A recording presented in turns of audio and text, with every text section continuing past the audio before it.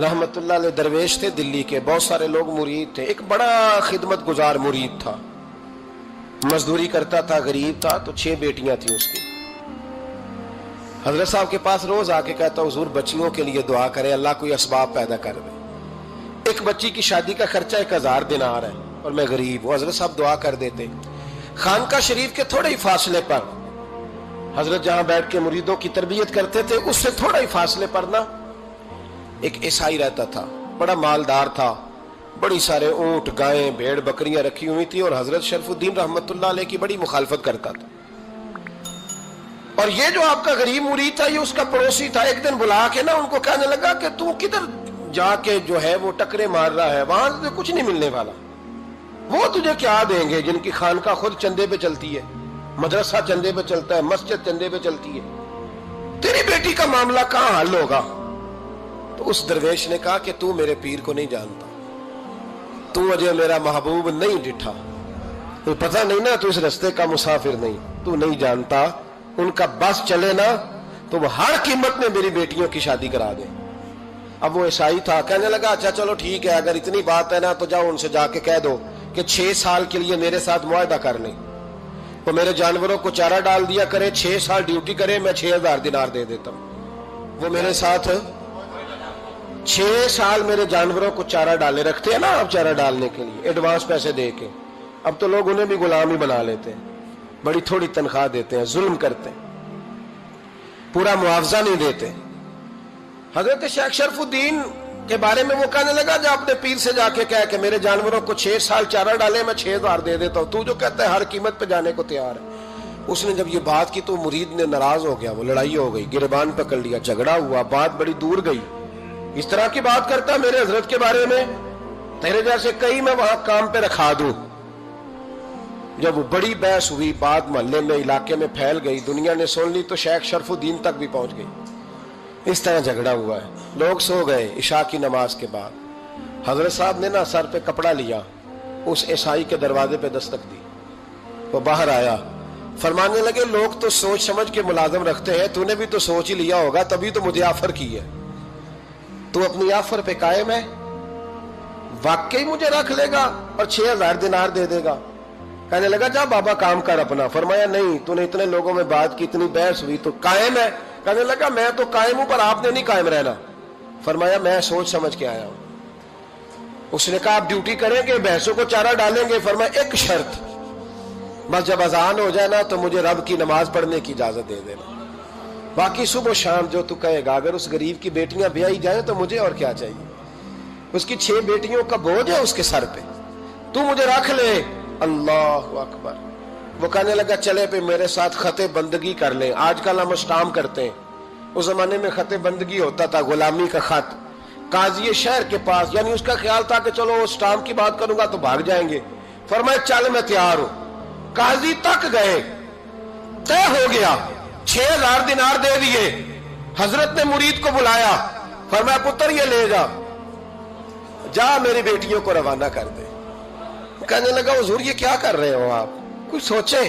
फरमाया यार जब तुझे बेटा बना लिया तो फिर मेरी पोतियां तो लगती हैं ना, मेरा हक तो बनता है ना, जा जाके ड्यूटी कर, उनको ब्याह दे। बात फैल गई। बादशाह भी अकीदतमंद था, वो 12000 दिनार लेके पहुंचा। क्या बताऊं इन रब के बंदों का दिल कैसा होता है, क्या दर्द होता है, क्या रंग। 12000 दिनार लेके बादशाह आया और आके हजरत को पेश किए का हुजूर आप दें इस ईसाई को, डबल दें और जाए काम करें।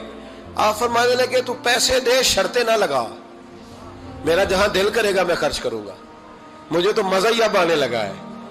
अभी तो लुत्फ आ रहा है, अभी तो जायका आया है कुछ करने का। पैसे देने हैं तो दे, पाबंदी ना लगा, जहां मेरा दिल करेगा मैं। उसने कहा हुजूर ठीक है रख ले। हजरत ने फजर मस्जिद में पढ़ी, जेब में 12000 दिनार थे। ऐलान फरमाया भी किसी और की बेटी भी बैठी है तो पैसे मेरे पास है।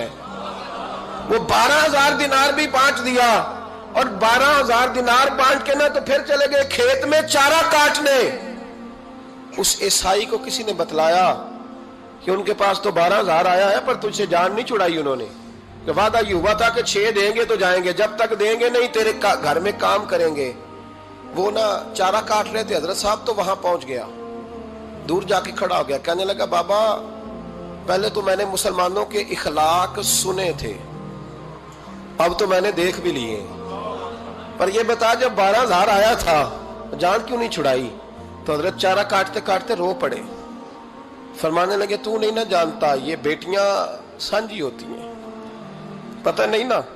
میرے رسول پاک نے تو حاتم تائی کی بیٹی کے سر پہ کپڑا رکھ کے کہا تھا بیٹیاں برابر ہوتی ہیں، تو یہ نہیں پتا جب اس کی 6 بیٹیوں کی شادی ہوئی ہے میرے اندر روحانیت کتنی بڑی ہے۔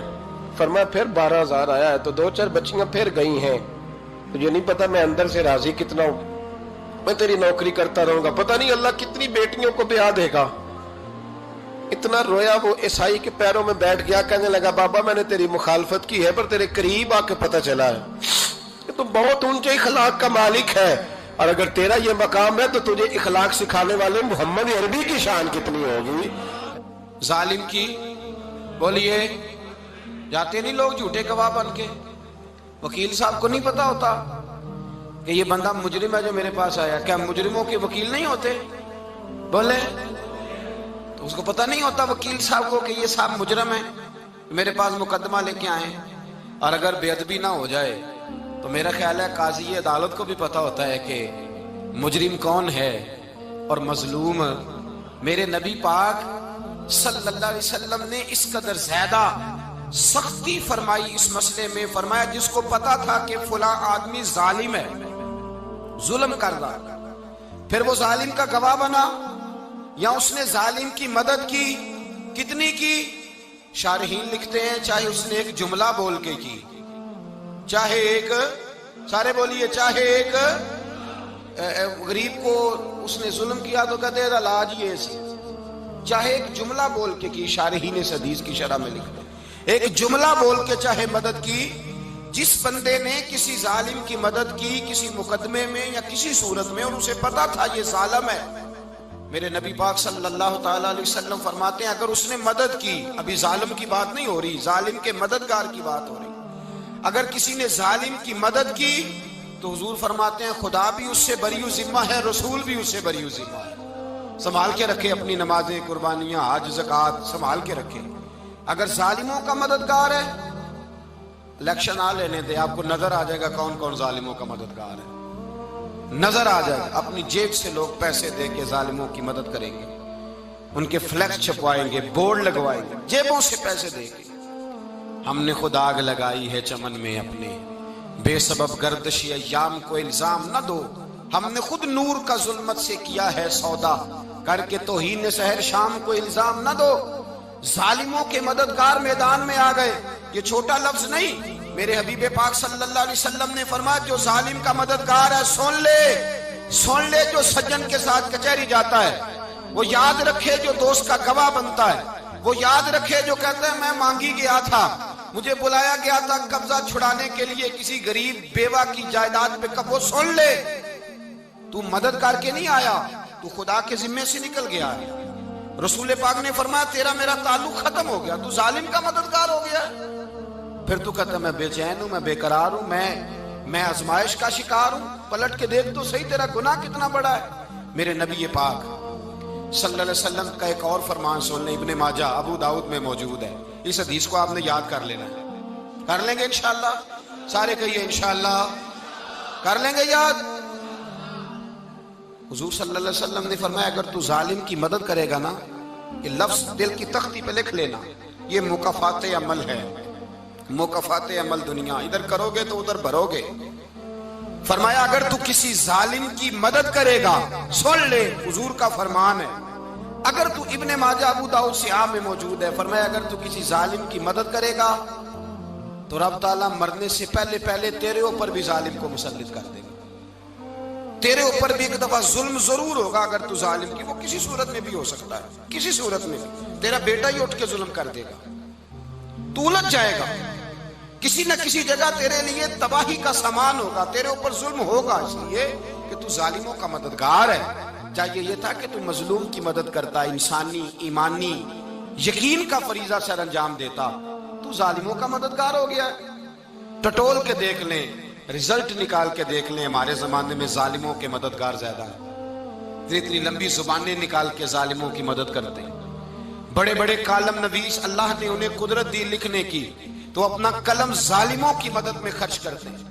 وہ لوگ جن کو اللہ تبارک و تعالیٰ نے قدرت دی، ہمت دی، طاقت دی، کچھ لوگ ان کے حلقہ احباب میں، وہ اپنے لوگوں کو استعمال کر کے ظالموں کی مدد کرتے ہیں، ظالموں کی مدد کرتے ہیں۔ میرے نبی کریم سید عالم نور مجسم صلی اللہ علیہ وسلم نے فرمایا، اگر تو نے ظالم کی مدد کی تو جب تک تو توبہ نہیں کرے گا رب تجھ سے ناراض ہی رہے گا۔ اللہ تجھ سے، او بھائی جس سے رب بھی ناراض ہو گیا، نہ کھانا نہ پینا نہ سونا نہ جاگنا نہ نیند، پھر تیری ہر چیز تیرے لیے آزمائش ہو جائے گی، پھر تیرا سایہ بھی تیرے لیے خوف کا سامان بنے گا، پھر زندگی جیتی جاگتی لاش بن جائے گی، تو اپنے کندھوں پر اپنی میت اٹھائے پھرے گا جب تو ظالم کا مددگار ہوگا۔ اور نبی پاک صلی اللہ علیہ وسلم نے فرمایا ظالموں کا مددگار بھی ظالم ہوتا ہے، ظالموں کا مددگار بھی، سارے بولے ظالموں کا مددگار بھی نہیں، کو نہیں، آپ سارے نہیں بولے، ایک دفعہ بولے ظالموں کا مددگار بھی، پکی بات ہے، ظالموں کا مددگار بھی۔ اللہ اکبر، جس کا یارانہ ہو، جس کا دوستانہ ہو، جو کہے میں نے نا اس کو اوکھے ویلے کے لیے ظالم کو یاد رکھا ہوا ہے۔ کبھی مشکل میں رکھے نہیں ہوئے لوگوں نے ظالم دوست، کہتے میں نے رکھے ہوئے ہیں، بلکہ ہمارے دیہات میں تو کہتے ہیں میں نے بازو بنائے ہوئے ہیں۔ کس کو بازو بنا لیا؟ ظالم بھی کبھی بازو ہوتا ہے، جو ظلم کی تلوار لیے میدان میں کھڑا ہے۔ قارون، حامان، فرعون، نمرود کا حال نہیں لوگوں نے دیکھا؟ اپنے زمانے میں آپ نے کتنے لوگ نہیں دیکھے جن کے سائے سے، آواز سے لوگ کانپتے تھے؟ پھر پولیس کی گاڑیوں میں وہ اس طرح مردہ پڑے کہ دنیا نے تماشا دیکھا ان کا۔ یہ رنگ ہم نے دیکھے نہیں اپنے آنکھوں سے۔ فرمایا ظالم کا مددگار بھی، جو کار میں بٹھا کے لے کے گیا وہ بھی ظالم، جس نے چائے پلائی وہ بھی، جس شخص نے کھانا کھلایا وہ بھی، جو کچہری تک ساتھ گیا وہ بھی، جس نے فلیکس کے نیچے، بڑے شرابی کے نیچے چھوٹی اپنی فوٹو لگائی وہ بھی، جو ووٹ کی پرچی ڈالنے گیا وہ بھی۔ کہہ دینا باہر نکل کے کہ حضرت صاحب نے سیاسی تقریر کی ہے، کہہ دینا، پر بات تو سچی ہے نا۔ خو کرے ہم تو سے تھوڑا سا گلا بھی سن لے، خو کرے ہم تو سے تھوڑا سا بھی گلا۔ امام مالک کے پاس ایک بندہ آیا، اس نے کہا حضور میں درزی ہوں، ایک ظالم بادشاہ مجھ سے کپڑے سلواتا ہے، میں تو ظالموں کا مددگار نہیں نا۔ ایک ظالم بادشاہ مجھ سے، حضور میں تو مددگار نہیں نا ظالموں کا۔ جو فرمایا ظالموں کا مددگار بھی ظالم ہوتا ہے، تو کپڑے لے کے آتا ہے میں سی کے دے دیتا ہوں، ذمہ داری نہیں۔ یہ ایک آدمی دکاندار ہے، اس سے کوئی بندہ چیز خریدنے آئے گا تو تھوڑی کہے گا میں نے نہیں دینی، تو دے گا۔ کوئی بندہ اگر کسی شخص سے کوئی کام کہتا ہے جو اس کی فیلڈ ہے، اس کا شعبہ ہے، اس کا معاش کا وہ سلسلہ ہے، کہتے ہیں یا رسول اللہ صلی اللہ علیہ وسلم ظالموں کا مددگار بھی ظالم، حضور نے فرما دیا۔ تو امام مالک سے بندے نے مسئلہ پوچھا، دل کی تختی پہ لکھنے والی باتیں ہیں، کہا حضور میں درزی ہوں، ظالم کپڑے سلواتے ہیں، میں تو مددگار نہیں نا۔ امام صاحب کہنے لگے نہیں، مددگار تو وہ ہوگا جو تجھے سوئی دھاگا فراہم کرے گا، تو تو پورے کپڑے سی کے دیتا ہے، تو تو خود بہت بڑا ظالم ہے، تو پورے سوٹ سی کے دیتا ہے، تو تو بہت بڑا ظالم خود ہے۔ مددگار تو وہ ہوگا جو تجھے دھاگا دے گا، جو تجھے بٹن دے گا، جو تجھے نلکی دے گا۔ جو ظالم سے اتنی نفرت ظلم کر کے بندہ آئے، یہاں تو ہمارے زمانے میں ہیرو بن جاتے ہیں لوگ، ظالم ہیرو ہے، لوگ اس سے ڈرتے پھرتے ہیں، گھومتے پھرتے ہیں، اور بہت سارے کم مزاج لوگ اس کے پیچھے ہاتھ باندھ کے پھرتے ہیں۔ ظالموں کی مدد کرنا، ظالموں کے ساتھ رہنا، یہ ظلم ہے، ظلم، یہ زیادتی ہے۔ میرے نبی پاک صلی اللہ تعالی علیہ وآلہ وسلم نے ارشاد فرمایا، یاد رکھو رب فرماتا ہے میں مظلوم کی مدد ضرور کروں گا، چاہے جلدی کروں چاہے دیر سے کروں، میں مظلوم کی مدد۔ اور حضور صلی اللہ علیہ وسلم نے فرمایا ہے، حضرت معاذ بن جبل کہتے ہیں حضور نے مجھے یمن کا گورنر بنایا، جب میں جانے لگا نا تو حضور نے بڑی نصیحتیں کی، بخاری میں موجود ہے، فرماتے ہیں جب میں پلٹنے لگا تو میرے رسول نے فرمایا معاذ ایک منٹ ٹھہر جا، ایک بات میری یاد رکھنا، اس کو نہ بھولنا۔ کہا حضور کیا؟ فرمایا دیکھنا کسی پہ ظلم نہ کر بیٹھنا، کہیں تجھ سے زیادتی نہ ہو جائے۔ محبوبہ پھر حضور نے فرمایا سن میرے معاذ، میں تجھے گورنر بنا رہا ہوں، زیادتی نہ کر بیٹھنا۔ یا رسول اللہ صلی اللہ علیہ وسلم کیا ہوتا ہے؟